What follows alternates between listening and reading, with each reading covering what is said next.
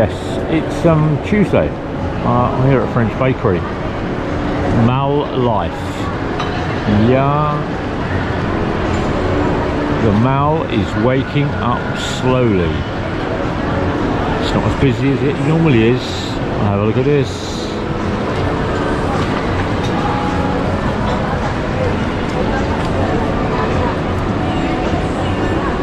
Well, today I'm going to be vlogging about, oh mum, look at that.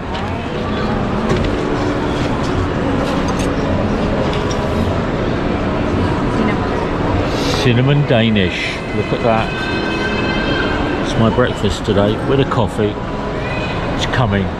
Anyway, today I'm going to be vlogging about visas. And there's lots of channels around saying, what visas do you need to come into the Philippines? Great, no problem at all.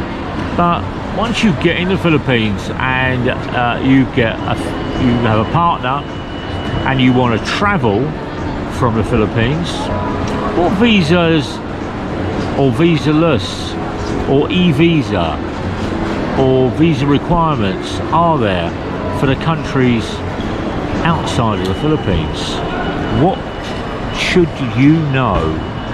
I never really know what's going on. Look at me sometimes like all you want to do is run. Wow, look at the size of that cookie. Anyway, oh, look at that. The cookie of life. All right. What are we talking about today? Well, visas. So, I've been doing some work or checking it up online. Now, you're here, you've arrived in the Philippines, and you want to travel with your partner. Now, you can travel visa-free to 21 countries, depending on what website you're looking at. Some websites say 16 countries, others say 21. And you don't need an e-visa, and you don't need to apply for a visa. You book your ticket, you fly to that country, and you're issued a 30-day or a 90-day visa, depending on what you're doing. If you're on holiday for 2 weeks, they'll give you a 30-day visa, but you apply for it at the airport. They'll put a stamp in your passport, similar to what happens when you come to the Philippines. Get a little stamp. Doesn't cost you anything. Doesn't cost you anything. So countries that you can travel to from the Philippines visa-free that I like: Vietnam, Cambodia, Laos, Singapore, Hong Kong, Malaysia, Indonesia, Barbados, Costa Rica. So they're countries that are part of those 16 to 23 that you can travel to with your Filipino. The most expensive one to travel to is Barbados, 17 hours on a plane, and $2,500, not peso, $2,500 each for a return fare from Manila to Georgetown in Barbados. The other one, Singapore, is 2 hours. Vietnam, 3 hours. Malaysia. So all of those countries are very, very, very simple to get to. Taiwan you can fly to 3.5 to 4 hours. Lovely city, quite expensive. I've been to Taiwan. No, I haven't. I've been to Hong Kong, been to Singapore, been to Indonesia, been to Malaysia, I've been to Cambodia, I've been to Laos, I've been to Myanmar, which used to be Borneo, or Brunei, or Burma, used to be Burma, there we go. And they're all very, very, very nice. for me, for short-term stays. I like the food in Vietnam, I like the food in Thailand. I don't like some of the cultural things in Thailand, but you know, it's a lovely country. But my preference is Vietnam. I do like Vietnam. So if you turn around and you're going to travel and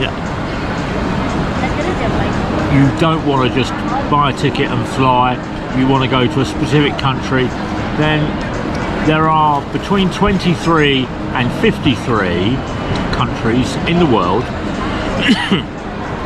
that Filipinos can fly to, applying for an e-visa, okay, which is an online visa. Costs around, depending on the country and depending when you do your application, I call them wealth visas, because when you turn around and you do your application, if you're coming from a poor country, it's around about $15 to $20. If you're coming from a wealthy country like the US, or you're coming from France, or you're coming from the UK, then it's $50 plus. Same with India. You can apply for a visa to go to India, and it's an e-visa. For me, it's £75. For Annie, it's $20. So depending on what country you come from and how many times you've travelled, the wealth visa, as I call it, which is the e-visa, quite straightforward. You need to turn around and apply for it 14 days out after you book your ticket. You complete your registration of your flight number, the person that's on the passport number, and you land. You go queue in the passport control, you go through, you show your documentation. They've already got your e-visa registered on their computer screen. You don't have to go away, sit down with somebody like you do on a 30-day to 90-day entry visa, because you've already paid for it, you've given all that information. And then you have applying for a visa. So from 53 countries to 195 countries, the Philippine people will have to apply for a visa, like Canada, the US, the UK, or you have to apply for a Schengen visa if you're in Europe, to travel through Europe. But that's a different style of visa. Hear me out. If all the things you never show, there are the We're talking about Philippine people or your partner with a Philippine passport applying or traveling with you. You still turn around and have to, as a me, I would still have to do as a British passport holder, apply for a visa on an ESTA if I was going to the US, or an e-visa, or I'd apply for a visa to the countries that I could actually enter. And there are lots, the freedom of my passport is a lot simpler. However, with the Philippine passport, there are countries, and people here in the Philippines don't believe that there are countries that they can travel to that are in Asia that don't require visas. It's just on entry. Now, it's not a work visa, it's a tourist visa. It's not a residence visa, it's for you to go on holiday. And you need to understand that. You can't get a 90-day or 30 or 90-day visa at the airport and then decide you're going to stay in the country you're staying and you can go off and start working. There are thousands of people that do, because they see that as the loophole. If you're caught, well, that's up to you to deal with. But as I said, there are 16 to 23 countries that, take Annie for instance, she can travel with me and she doesn't need a visa. We can both fly to that country, complete arrival visa paperwork, go through customs, spend 30 days there, and then fly back. It's all dependent on your airline ticket. If you've got a ticket that's one way, they're not going to give you a visa, because you're not planning to go home, are you? You're not planning to come back to the Philippines, and they can see that. So you need to buy a ticket going there and coming back. So a ticket to Singapore is around 4,000 peso at the present time. I've just been round a ticket one. That's why I had a little break. That's why I've not got my hat on.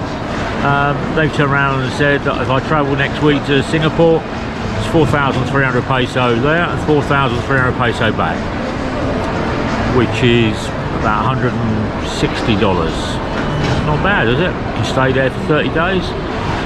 You've got to be able to pay for living there and get your food and do what you've got to turn around and do. But I think that's pretty good. So when Annie turns around and gets through school, then that'll free up cash from me that we can turn around and do a little bit of travelling. The other thing I find with travel is that there is a fear factor here. There is a big apprehension about what that country is going to be like. You know, whether it's a Caribbean country or an African country or another Asian country, you know, how will a Philippine person be looked upon? How will that? Don't worry about it. Just get the ticket, go and travel. Philippines, you can do it if you can buy the ticket for the plane. It's all about buying that ticket, and you can find out the countries, you know, that are online. That you just type in visa-free travel Philippine or Filipino, and it will come up, and it will give you a list. Starting at the top with I think it's what is it? Begins with C. Oh. Yeah, it's over there near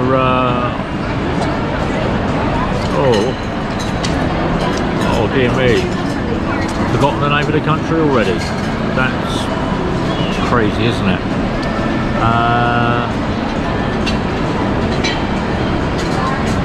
Yeah, it's Laos, Vietnam, Thailand, Cambodia. There we go. Siem, lovely, lovely city. But you can fly there and you'll just get an interview at the airport about what you're doing and what you're looking to turn around and do. Then they stamp your passport and go through. So you can travel with your partner in the Philippines, outside of the Philippines, if you require. There are 16 to 23 countries, and they are all lovely countries. I've been to about 8 or 9 of them, and I enjoyed every one of them. They've all changed since I was there 10 to 15 years ago, but I used to do more jump seat travelling, I used to call it, where I would get back to the UK after sailing on a ship, and I'd turn around and say, well, I've got this money, what am I going to turn around and do? And I go to the airport and say, how much for a flight to go here? And they'd turn around and say, oh, it's going to be $300. I say, I want a ticket, and I'd go and fly. And I would deal with the passport issues when I arrived at the country. Same as when I went to Hanoi.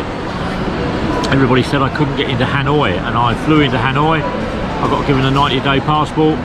I stayed in Hanoi for around 10 days. Then I travelled from Hanoi to Ho Chi Minh or Saigon on a train. Came down through Vietnam. Beautiful country. Beautiful country. Stunning. Same time I was doing that, my brother was riding his bike from Hanoi to Saigon to Hanoi. And he booked a bike tour. That cost him a lot of money, but I just turned around and just winged it. But anyway, from visiting the mall in Davao City, talking about what your Filipina requires if she wants to travel visa-less. Yeah, visa-free travel. Like, share, subscribe.